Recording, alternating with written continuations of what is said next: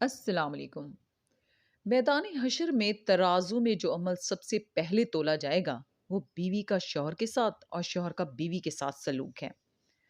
عام انسانوں میں سب سے پہلے مؤذن کو جنت کا جوڑا پہنایا جائے گا، اور کچھ لوگ ایسے بھی ہوں گے جن کو حساب کتاب کے بغیر ہی جنت کی طرف بھیج دیا جائے گا۔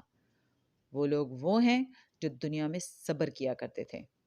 آج کی آیات کا ترجمہ شروع کرتے ہیں۔ پناہ مانگتی ہوں اللہ کی شیطان مردود سے۔ شروع اللہ کا نام لے کر جو بڑا مہربان نہایت رحم والا ہے۔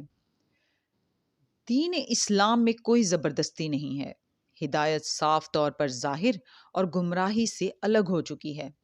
تو جو شخص بتوں سے اعتقاد نہ رکھے اور اللہ پر ایمان لائے، اس نے ایسی مضبوط رسی ہاتھ میں پکڑ لی ہے جو کبھی ٹوٹنے والی نہیں، اور اللہ سب کچھ سنتا ہے، سب کچھ جانتا ہے۔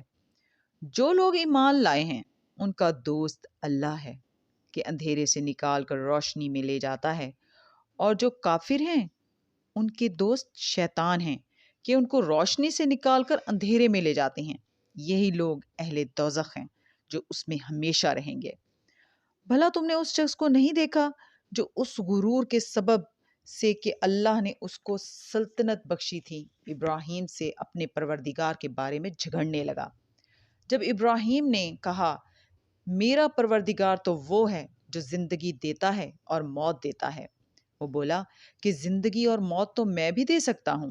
ابراہیم نے کہا کہ اللہ تو سورج کو مشرق سے نکالتا ہے، آپ اسے مغرب سے نکال دیجئے۔ یہ سن کر وہ کافر ہکا بکا رہ گیا، اور اللہ بے انصافوں کو ہدایت نہیں دیا کرتا۔ یا اسی طرح اس شخص کو نہیں دیکھا جس کا ایک بستی پر جو اپنی چھتوں پر گری پڑی تھی گزر ہوا، تو اس نے کہا کہ اللہ اس کے باشندوں کو مرنے کے بعد کیوں کر زندہ کرے گا؟ تو اللہ نے اس کی روح قبض کر لی اور 100 برس تک اس کو مردہ رکھا۔ پھر اس کو جلا اٹھایا اور پوچھا تم کتنا عرصہ پڑے رہے ہو؟ اس نے جواب دیا کہ 1 دن یا اس سے بھی کم۔ اللہ نے فرمایا نہیں، بلکہ 100 برس مرے رہے ہو، اور اپنے کھانے پینے کی چیزوں کو دیکھو کہ اتنی مدت میں مطلق سڑی بوسی نہیں، اور اپنے گدھے کو بھی دیکھو جو مرا پڑا ہے۔